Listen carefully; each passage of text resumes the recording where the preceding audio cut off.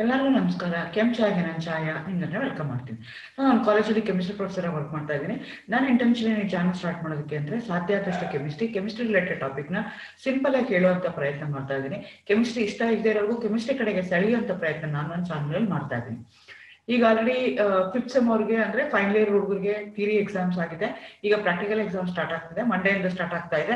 So ಹುಡುಗರೆಲ್ಲ ಏನ್ ಮಾಡ್ತಾರೆ, ತುಂಬಾ ದಿವಸ ಆಗೋಗಿದೆ ನಾವು ಬ್ರಷ್ ಅಪ್ ಮಾಡಿ ನಮ್ಗೊಂದಿಷ್ಟು ಅದ್ರ ಬಗ್ಗೆ ಇನ್ಫಾರ್ಮೇಶನ್ ಕೊಡಿ ಅಂತ ಕೇಳ್ಕೊಂಡ್ರು.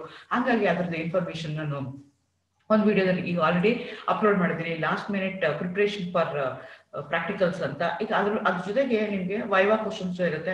ಸೊ ನಮ್ಗೆ ಅದನ್ನು ಸ್ವಲ್ಪ ನಮ್ಗೆ ಎಕ್ಸ್ಪ್ಲೈನ್ ಮಾಡಿ ಅದ್ರ ಬಗ್ಗೆ ನಮ್ಗೆ ಹೇಳಿ ಅಂತ ಹೇಳಿದ್ರು.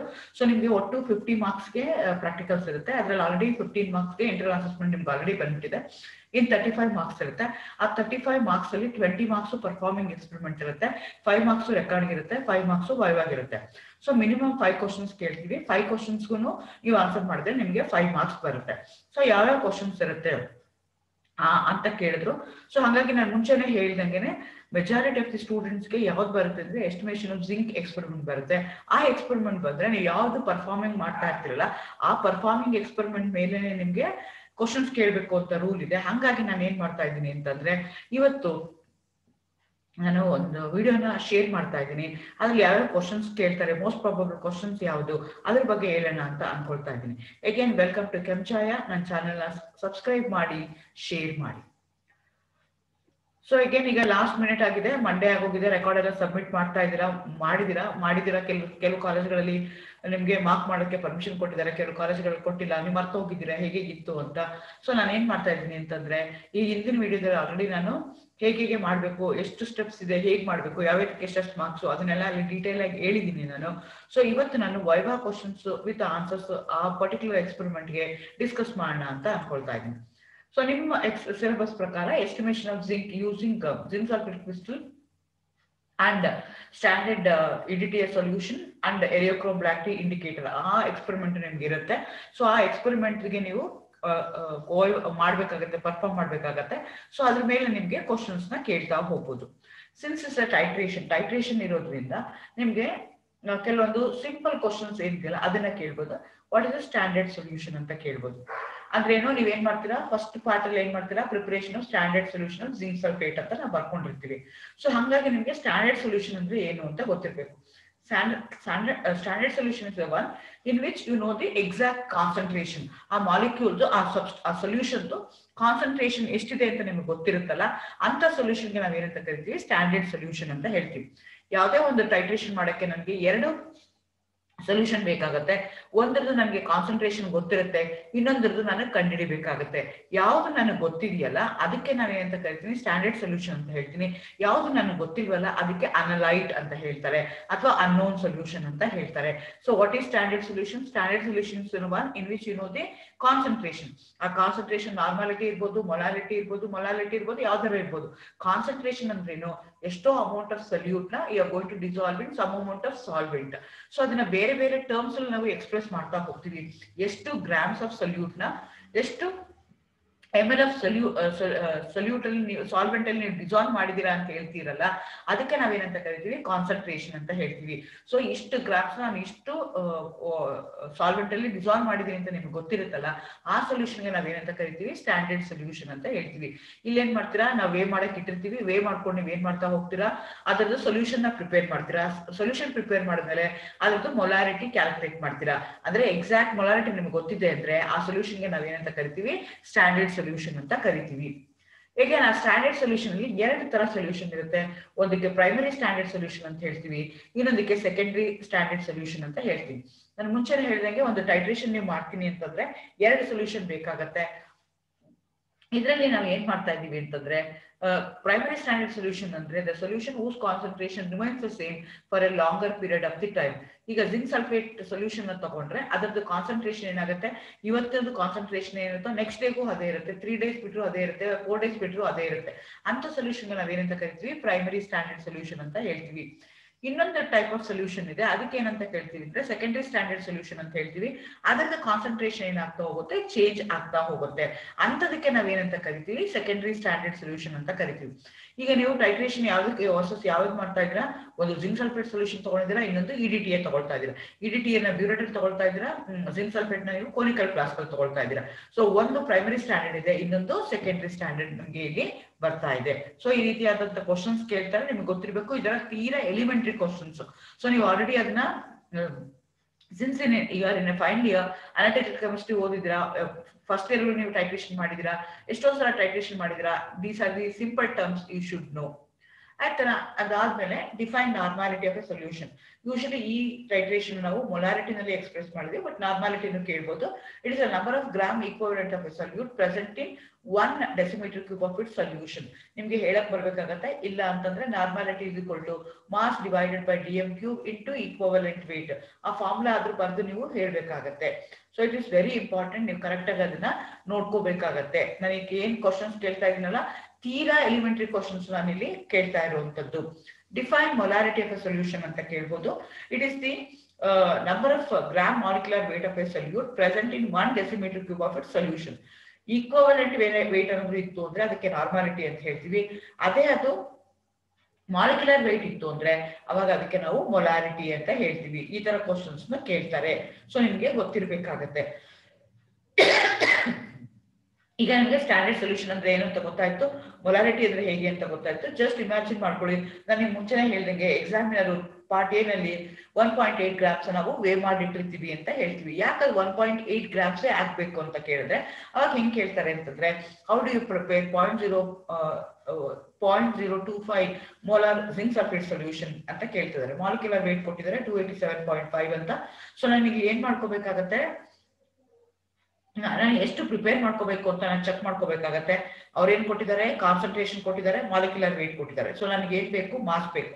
ನಿಮ್ಗೆ ಗೊತ್ತು molarity is equal to mass divided by decimetre cube into molecular weight ಇದೆ. ಸೊ ಹಾಗಾಗಿ ನನಗೆ ಮಾಸ್ ಬೇಕು ಅಂತಂದ್ರೆ ನಾನು ಏನ್ ಮಾಡ್ತೀನಿ, ಮೊಲಾರಿಟಿ ಏನಿದೆಯಲ್ಲ, ಮೊಲಾರಿಟಿ ಇಂಟು ಈ ಮಾಲಿಕ್ಯುಲರ್ ವೇಟ್ ನ ಮಲ್ಟಿಪ್ಲೈ ಮಾಡ್ತೀನಿ. ಅದನ್ನ ಏನ್ ಮಾಡ್ತೀನಿ, I am going to divide it that by 4 because you are going to prepare that solution in 250 ml standard flask. ಹಂಗಾಗಿ ಅದನ್ನ ಏನ್ ಮಾಡ್ತೀನಿ, ಡಿವೈಡೆಡ್ ಬೈ 4 ಮಾಡ್ತೀನಿ. ಅವಾಗ ನಿಮ್ಗೆ ಏನಾಗುತ್ತೆ ಅಂತಂದ್ರೆ 1.8 grams ಬರುತ್ತೆ. ಸೊ ಎಕ್ಸಾಮಿನರ್ ನಿಮ್ಗೆ ಏನ್ ಮಾಡ್ತಾನೆ, ರಫ್ಲಿ 1.8 grams ಆಫ್ ಜಿಂಕ್ ಸಲ್ಫೇಟ್ ನ ವೇ ಮಾಡಿಟ್ಟಿರ್ತಾರೆ. ನೀವು ನಿಮ್ ಟೇಬಲ್ ಹೋಗಿ ನಿಮ್ ಟೇಬಲ್ ಮೇಲೆ ಇರುವಂತ ವೇಯಿಂಗ್ ಬಾಟಲ್ ನ ತಗೊಂಡು ನೀವೇನ್ ಮಾಡ್ಬೇಕಾಗತ್ತೆ, ವೇ ಮಾಡ್ಬೇಕಾಗತ್ತೆ. ಅದ್ರ ರೇಂಜ್ ಎಷ್ಟಿರ್ಬೇಕು ಅಂದ್ರೆ ಅರೌಂಡ್ 1.8, ಅದು 2.5 ಅಥವಾ 1.2 ಹಂಗೇನಾದ್ರು ಬಂತು ಅಂತಂದ್ರೆ ನೀವು ಇಮಿಡಿಯೇಟ್ಲಿ ಅದನ್ನ ಎಕ್ಸಾಮಿನರ್ಗೆ ರಿಪೋರ್ಟ್ ಮಾಡ್ಬೇಕಾಗತ್ತೆ.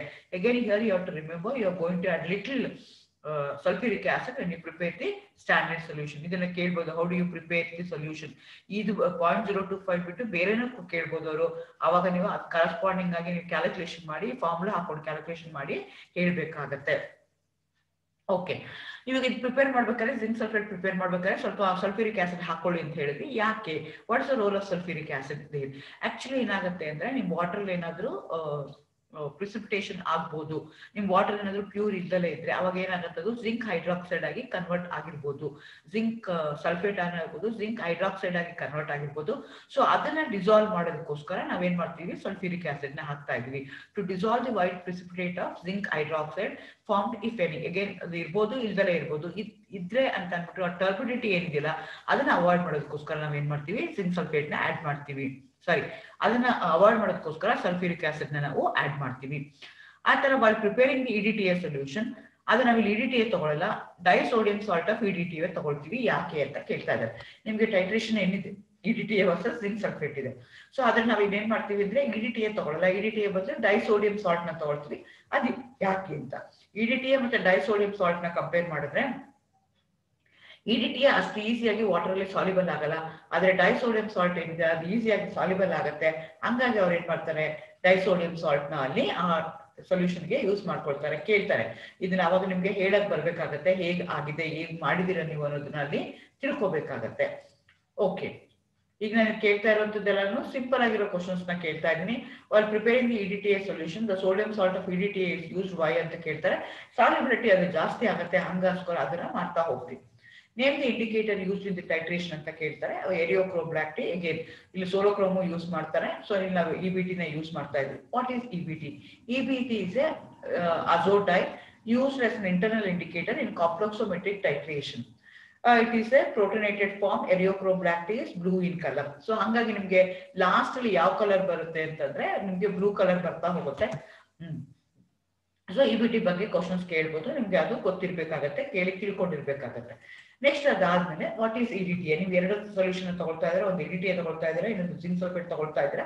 ಇಡಿಟಿಎ ಅಂದ್ರೆ ಏನು? Ethylene diamine tetra acetic acid. So ಇದಕ್ಕೆ ಇದು ಯಾವ ಟೈಪ್ ಆಫ್ ಲಿಗ್ಯಾಂಡ್ ಅಂತ ಕೇಳ್ತಾರೆ. ಸೊ ನಿಮ್ಗೆ ಹೇಳಕ್ ಬರ್ಬೇಕು, ಇಟ್ಸ್ ಎಕ್ಸಾಡೆಂಟೇಟ್ ಲಿಗ್ಯಾಂಡ್. ಅದ್ರದ್ದು ಸ್ಟ್ರಕ್ಚರ್ ಬರೆಯಕ್ಕೆ ಕೇಳ್ತಾರೆ, ಸ್ಟ್ರಕ್ಚರ್ ಬರೆಯಕ್ಕೂ ಬೇಕು. Because anyway you are going to study the complexometric titrations ಅಥವಾ ಕಾಂಪ್ಲೆಕ್ಸ್ ನೀವು ಡೀಟೇಲ್ ಆಗಿ ಕೋಆರ್ಡಿನೇಷನ್ ಕೆಮಿಸ್ಟ್ರಿ ಓದಿದ್ದೀರಾ, ಹಾಗಾಗಿ ಸ್ಟ್ರಕ್ಚರ್ ಬರೆಯಕ್ಕೆ ಕೇಳ್ತಾರೆ, ಸ್ಟ್ರಕ್ಚರ್ ಬರೆಯಕ್ಕೆ ಬರಬೇಕು. ಇಲ್ಲಿ ಡೈಸೋಡಿಯಂ ಸಾಲ್ಟ್ ಬರೀರಿ ಅಂತಂದ್ರೆ ಆಪೋಸಿಟ್ ಡೈರೆಕ್ಷನ್ ಇರುವಂತ ಆಸಿಡ್ ಇರುವಂತದನ್ನ ಅಲ್ಲಿ ನೀವು ಸೋಡಿಯಂ ಆಗಿ ಕನ್ವರ್ಟ್ ಮಾಡ್ಕೋಬೇಕಾಗತ್ತೆ. ಈ ಟೈಟ್ರೇಷನ್ ಗೆ ನಾವೇನಂತ ಕರಿತೀವಿ? ಕಾಂಪ್ಲೆಕ್ಸೋಮೆಟ್ರಿಕ್ ಟೈಟ್ರೇಷನ್ ಅಂತ ಕರಿತೀವಿ. ಯಾಕೆ ಅಂತಂದ್ರೆ ಯಾವ್ದನ್ನ ಕಾಂಪ್ಲೆಕ್ಸೋಮೆಟ್ರಿಕ್ ಟೈಟ್ರೇಷನ್ ಅಂತ ಕರಿತೀವಿ ಅಂತಂದ್ರೆ, ಯಾವ titration ಅಲ್ಲಿ if the complex is formed during the titration ಅಥವಾ at the end of the titration ಅಂತ ಟೈಟ್ರೇಷನ್ಸ್ ಗೆ ನಾವೇನಂತ ಕರಿತೀವಿ? ಕಾಂಪ್ಲೆಕ್ಸೋಮೆಟ್ರಿಕ್ ಟೈಟ್ರೇಷನ್ ಅಂತ ಹೇಳ್ತೀವಿ. ಈಗ ನೀವು ಮಾಡ್ತಾ ಇರುವಂತದ್ದು ಕಾಂಪ್ಲೆಕ್ಸೋಮೆಟ್ರಿಕ್ ಟೈಟ್ರೇಷನ್ ಮಾಡ್ತಾ ಇದ್ದೀರಾ. ಕಾಂಪ್ಲೆಕ್ಸ್ ಹೇಗಾಗುತ್ತೆ ಅಂದ್ರೆ ಇಡಿಟಿಎ ಮತ್ತೆ ಜಿಂಕ್ ಜೊತೆಗಾಗತ್ತೆ, ಅದೇ ತರ ಜಿಂಕ್ ಮತ್ತೆ ಇಬಿಟಿ ಮಧ್ಯೆ ನಿಮ್ಗೆ ಕಾಂಪ್ಲೆಕ್ಸ್ ಆಗುತ್ತೆ. ಕಾಂಪ್ಲೆಕ್ಸ್ ಅಂದ್ರೆ ಏನು ಅಂತಂದ್ರೆ ಕೋಆರ್ಡಿನೇಷನ್ ಕಾಂಪೌಂಡ್. ಕೋಆರ್ಡಿನೇಷನ್ ಕಾಂಪೌಂಡ್ ಅಂದ್ರೆ ಏನು ಅಥವಾ ಕಾಂಪ್ಲೆಕ್ಸ್ ಅಂದ್ರೆ ಏನು ಅಂತಂದ್ರೆ you are going to have a metal at the center. ಅದಕ್ಕೆ ಬೇರೆ ಬೇರೆ ಲಿಗ್ಯಾಂಡ್ಸ್ ಇರುತ್ತೆ. What are ligands? Ligand are the species which are capacity to give lone pair of electrons. ಯಾವ್ದು ಕೊಡುತ್ತಲ್ಲ ಅಂತದಕ್ಕೆ ಏನಂತ ಕರಿತೀವಿ? ನಾವು ಲಿಗ್ಯಾಂಡ್ ಅಂತ ಕರಿತೀವಿ. ಆದ್ರೆ ಇಡಿಟಿಎ ಇಸ್ ಎ ಹೆಕ್ಸಾಡೆಂಟೇಟ್ ಲಿಗ್ಯಾಂಡ್, ಅಂದ್ರೆ 6 ಪೇರ್ ಆಫ್ ಎಲೆಕ್ಟ್ರಾನ್ಸ್ ನ ಅದು ಕೊಡುತ್ತೆ. ಸೊ ಹಾಗಾಗಿ ಇದನ್ನ ಹೆಕ್ಸಾಡೆಂಟೇಟ್ ಲಿಗ್ಯಾಂಡ್ ಅಂತ ನಾವು ಹೇಳ್ತೀವಿ. It going to form a complex with zinc. EDTA ಏನ್ ಮಾಡುತ್ತೆ? ಜಿಂಕ್ ಜೊತೆಗೆ ಕಾಂಪ್ಲೆಕ್ಸ್ ಮಾಡುತ್ತೆ. ಹಂಗಾಗಿ ಈ ಟೈಟ್ರೇಷನ್ ನಾವೇನಂತ ಕರಿತೀವಿ? ಕಾಂಪ್ಲೆಕ್ಸೋಮೆಟ್ರಿಕ್ ಟೈಟ್ರೇಷನ್ ಅಂತ ನಾವು ಕರಿತೀವಿ. ಓಕೆ, ಸೊ ಯಾವ ಟೈಪ್ ಆಫ್ ಟೈಟ್ರೇಷನ್ ಅಂತ ಕೇಳ್ತಾರೆ ಅದು ನಿಮ್ಗೆ ಹೇಳ್ಬೇಕಾಗುತ್ತೆ. Complexometric titration, acid base titration ಅಂತಿದೆ, ರೆಡಾಕ್ಸ್ ಟೈಟ್ರೇಷನ್ ಅಂತಿದೆ. ಅದೇ ತರ ಈ ಟೈಟ್ರೇಷನ್ ನಾವೇನಂತ ಕರಿತೀವಿ? ಕಾಂಪ್ಲೆಕ್ಸೋಮೆಟ್ರಿಕ್ ಟೈಟ್ರೇಷನ್ ಅಂತ ಹೇಳ್ತೀವಿ. Because during the titration you are going to get a complex. ಅಂತದಕ್ಕೆ ನಾವೇನಂತ ಕರಿತೀವಿ? ಕಾಂಪ್ಲೆಕ್ಸೋಮೆಟ್ರಿಕ್ ಟೈಟ್ರೇಷನ್ ಅಂತ ಕರಿತೀವಿ. ಕಾಂಪ್ಲೆಕ್ಸ್ ಅಥವಾ ಕೋಆರ್ಡಿನೇಷನ್ ಕಾಂಪೌಂಡ್ ಎರಡೂ ಒಂದೇನೆ. ಹಂಗಂದ್ರೆ ಏನು ಅಂದ್ರೆ you are going to have a metal ion surrounded by that you are going to have a ligands. What is a ligand? Ligand is a species which have a capacity to give lone pair of electron. ಅಂತದಕ್ಕೆ ನಾವೇನಂತ ಕರಿತೀವಿ? Ligand ಅಂತ ಕರಿತೀವಿ. So complex formation ಆಗುತ್ತೆ ಈ titration ಅಲ್ಲಿ ಅಂತ ನೀವು ಹೇಳ್ಬೇಕು. ಇದಕ್ಕೆಲ್ಲ ಸಿಂಪಲ್, ಇದುವರೆಗೂ ಕೇಳಿದೆಲ್ಲ ನಾನು ಸಿಂಪಲ್ ಕ್ವಶನ್ಸ್. ಈಗ what's the principle behind the particular titration ಅಂತ ಕೇಳ್ತಾರೆ. ಸೊ ಅವಾಗ ನಿಮ್ಗೆ ಹೇಳಕ್ಕೆ ಗೊತ್ತಿರ್ಬೇಕಾಗತ್ತೆ. ಇಲ್ಲೇನ್ ಮಾಡ್ತೀವಿ ಅಂದ್ರೆ ಡ್ಯೂರಿಂಗ್ ದಿ ಎಂಡ್ ಪಾಯಿಂಟ್ ಏನಾಗುತ್ತೆ? ಕಲರ್ ಚೇಂಜ್ ಆಗುತ್ತೆ. ಯಾವ ಕಲರ್ ಇಂದ ಯಾವ ಕಲರ್ ಚೇಂಜ್ ಆಗುತ್ತೆ? ವೈಟ್ ರೆಡ್ ಕಲರ್ ಇಂದ ಬ್ಲೂ ಕಲರ್ಗೆ ಚೇಂಜ್ ಆಗುತ್ತೆ. ಯಾಕೆ ವೈಟ್ ರೆಡ್ ಬಂತು, ಯಾಕೆ ಬ್ಲೂ ಕಲರ್ ಬಂತು ಅಂತ ನಿಮ್ಗೆ ಗೊತ್ತಿರ್ಬೇಕಾಗತ್ತೆ. ವೈಟ್ ರೆಡ್ ಕಲರ್ ಯಾಕೆ ಬರುತ್ತೆ ಅಂದ್ರೆ ನೀವ್ ಏನ್ ಮಾಡ್ತೀರಾ? ಹೇಗೆ ಪ್ರೊಸೀಡ್ ಮಾಡ್ತೀರಾ? ನೀವು ತಗೊಂಡಿರುವಂತ ಜಿಂಕ್ ಸಲ್ಫೇಟ್ ಏನ್ ಮಾಡ್ತೀರಾ? ಚೆನ್ನಾಗಿ ಶೇಕ್ ಮಾಡಿ, ಸ್ಟ್ಯಾಂಡರ್ಡ್ ಸೊಲ್ಯೂಷನ್ ಜಿಂಕ್ ಸಲ್ಫೇಟ್ ನ ಚೆನ್ನಾಗಿ ಶೇಕ್ ಮಾಡಿ 25 ml ತಗೊಳ್ತೀರಾ. ಅದಕ್ಕೆ 1 TT ಆಫ್ ಬಫರ್ ನ ಆಡ್ ಮಾಡ್ತೀರಾ. ಅದಕ್ಕೆ ವಾಟರ್ ನ ಹಾಕ್ತೀರಾ. ಆಮೇಲೆ ಅದಕ್ಕೆ ಸ್ವಲ್ಪ ನೀವ್ ಏನ್ ಮಾಡ್ತೀರಾ? ಇಂಡಿಕೇಟರ್ ನ ಹಾಕ್ತೀರಾ. ಇಂಡಿಕೇಟರ್ ಹಾಕಿದ ತಕ್ಷಣ ನಿಮ್ಗೆ ಏನಾಗುತ್ತೆ? ವೈನ್ ರೆಡ್ ಕಲರ್ ಬರುತ್ತೆ. ಯಾಕೆ ಅಂದ್ರೆ ನಿಮ್ದು ಜಿಂಕ್ ಜೊತೆಗೆ ಮತ್ತೆ ಈ ಜಿಂಕ್ ಮತ್ತೆ ಇಬಿಟಿ ಏನಾಗುತ್ತೆ? They going to form a complex. ಆ ಕಾಂಪ್ಲೆಕ್ಸ್ ಫಾರ್ಮೇಶನ್ ಆಗುತ್ತೆ. ಅದಕ್ಕೆ ತಗೊಂಡು ಚೆನ್ನಾಗಿ ಶೇಕ್ ಮಾಡ್ತೀರಾ. For that you are going to add EDTA. EDTA ಹಾಕ್ತಾ ಹೋದಂಗೆ ಜಿಂಕ್ ಮತ್ತೆ ಇಬಿಟಿ ಕಾಂಪ್ಲೆಕ್ಸ್ ಇರುತ್ತಲ್ಲ, ಅದೇನಾಗ್ತಾ ಹೋಗುತ್ತೆ ಅಂದ್ರೆ ಜಿಂಕ್ ಮತ್ತೆ ಇಡಿಟಿಎ ಕಾಂಪ್ಲೆಕ್ಸ್ ಆಗಿ ಕನ್ವರ್ಟ್ ಆಗ್ತಾ ಹೋಗುತ್ತೆ. ಇಬಿಟಿಗೆ ಕಂಪೇರ್ ಮಾಡಿದ್ರೆ ಇಡಿಟಿಎ ಏನಿದೆ? ಸ್ಟ್ರಾಂಗರ್ ಲಿಗ್ಯಾಂಡ್ ಇದೆ, ಹಾಗಾಗಿ ಅದನ್ನ ಪುಷ್ ಮಾಡುತ್ತೆ, ಇಬಿಟಿನ ಪುಷ್ ಮಾಡುತ್ತೆ. ಆ ಜಾಗಕ್ಕೆ ನಿಮ್ಗೆ ಇಡಿಟಿಎ ಬಂದು ಕೂತ್ಕೊಳ್ತಾ ಹೋಗುತ್ತೆ. ಸೊ ಎಲ್ಲಿ ತನಕ ಆಗುತ್ತೆ ಅಂದ್ರೆ ನಿಮ್ದು ಜಿಂಕ್ ಮತ್ತೆ ಇಬಿಟಿ ಕಾಂಪ್ಲೆಕ್ಸ್ ಫುಲ್ಲು ಕನ್ವರ್ಟ್ ಆಗಿ ಜಿಂಕ್ ಮತ್ತೆ ಇಡಿಟಿಎ ಕಾಂಪ್ಲೆಕ್ಸ್ ಅಲ್ಲಿ ಕನ್ವರ್ಟ್ ಆಗೋ ತನಕ ಬರುತ್ತೆ. ಅದರಲ್ಲಿ there is no more zinc EBT complex ಇಲ್ಲ. ಅದೆಲ್ಲ ಏನಾಗುತ್ತೆ ಅಂದ್ರೆ ಜಿಂಕ್ ಇಡಿಟಿಎ ಕಾಂಪ್ಲೆಕ್ಸ್ ಗೆ ಕನ್ವರ್ಟ್ ಆಗುತ್ತಲ್ಲ, ಅವಾಗ ನಿಮ್ಗೆ ಏನಾಗುತ್ತೆ? ಬ್ಲೂ ಕಲರ್ ಬರುತ್ತೆ. ಅಂದ್ರೆ ಏನಾಯ್ತು? ಬಿಗಿನಿಂಗ್ ಅಲ್ಲೂ ಈ going to have a complex, end ಅಲ್ಲೂ ನಿಮ್ಗೆ ಕಾಂಪ್ಲೆಕ್ಸ್ ಇದೆ. ಬಿಗಿನಿಂಗ್ ಅಲ್ಲಿ ಯಾವ ಕಾಂಪ್ಲೆಕ್ಸ್ ಇರುತ್ತೆ? ಜಿಂಕ್ ಮತ್ತೆ ಇಬಿಟಿ ಕಾಂಪ್ಲೆಕ್ಸ್ ಇರುತ್ತೆ. ಕೊನೆಗೆ ನಿಮ್ಗೆ ಏನಾಗುತ್ತೆ ಅಂದ್ರೆ ಜಿಂಕ್ ಮತ್ತೆ ಇಡಿಟಿಎ ಕಾಂಪ್ಲೆಕ್ಸ್ ಆಗುತ್ತೆ. ಹಂಗಾಗಿ ಈ ಟೈಟ್ರೇಷನ್ ನಾವೇನಂತ ಕರಿತೀವಿ? ಕಾಂಪ್ಲೆಕ್ಸೋಮೆಟ್ರಿಕ್ ಟೈಟ್ರೇಷನ್ ಅಂತ ಹೇಳ್ತೀವಿ. That is a basis of this particular titration. ಇದಕ್ಕೆ ಪ್ರಿನ್ಸಿಪಲ್ ಏನು ಅಂತಂದ್ರೆ that's a principle of this particular titration. ನಮ್ಗೆ ಅದನ್ನ ಅರ್ಥ ಮಾಡ್ಕೋಬೇಕಾಗತ್ತೆ. ಅದನ್ನ ಕೇಳ್ತಾರೆ, ಅವಾಗ ನಿಮ್ಗೆ ಹೇಳಕ್ಕೆ ಗೊತ್ತಾಗ್ಬೇಕು. ಓಕೆ, ನಾನು ಹೇಳಿದೆ ಬಫರ್ ಆಡ್ ಮಾಡ್ತೀರಾ ಅಂತ. What's the role of buffer here? ಬಫರ್ನ ಯಾಕೆ ಆಡ್ ಮಾಡಬೇಕು, ನಾವು ಯಾವ ಬಫರ್ನ ಯೂಸ್ ಮಾಡ್ತಾ ಇದೀವಿ? ಸೊ ಬಫರ್ ಯಾವುದು ಅಂದ್ರೆ ನಾವು ಬೇಸಿಕ್ ಬಫರ್ನ ಯೂಸ್ ಮಾಡ್ತಾ ಇದ್ವಿ, ಅದ್ರದ್ದು pH ಎಷ್ಟು ಇರಬೇಕು ಅಂದ್ರೆ 8. ಯಾಕೆ ಬಫರ್ನ ನಾವು ಯಾವ ರೀತಿ ಕ್ಲಾಸಿಫೈ ಮಾಡ್ತೀವಿ ಅಂದ್ರೆ ಅಸಿಡಿಕ್, ಬೇಸಿಕ್, ಅಂತ ಕನ್ಸಿಡರ್ ಮಾಡ್ತೀವಿ. ಸೊ ಅಸಿಡಿಕ್ ಅಂದ್ರೆ ಲೆಸ್ ದ್ಯಾನ್ 7 ಇತ್ತು ಅಂದ್ರೆ ಅಸಿಡಿಕ್ ಅಂತ ಹೇಳ್ತೀವಿ, ಮೋರ್ ದ್ಯಾನ್ 7 ಆಯ್ತು ಅಂದ್ರೆ ಅದನ್ನ ಬೇಸಿಕ್ ಅಂತ ಹೇಳ್ತೀವಿ. pH 8 to 10 ತನಕ ನಾವೇನ್ ಮಾಡ್ತಾ ಇಟ್ಕೊಳ್ತೀವಿ. ಯಾವ ಬಫರ್ನ ಯೂಸ್ ಮಾಡ್ತಾ ಇದೀವಿ ಅಂದ್ರೆ ನಾವು ಬೇಸಿಕ್ ಬಫರ್ನ ಯೂಸ್ ಮಾಡ್ತಾ ಇದೀವಿ, which is A combination of ammonium hydroxide and ammonium chloride. So ಇದ್ರದ್ದು ರೋಲ್ ಏನು, ಯಾಕೆ ಯೂಸ್ ಮಾಡ್ತಾ ಇದೀವಿ?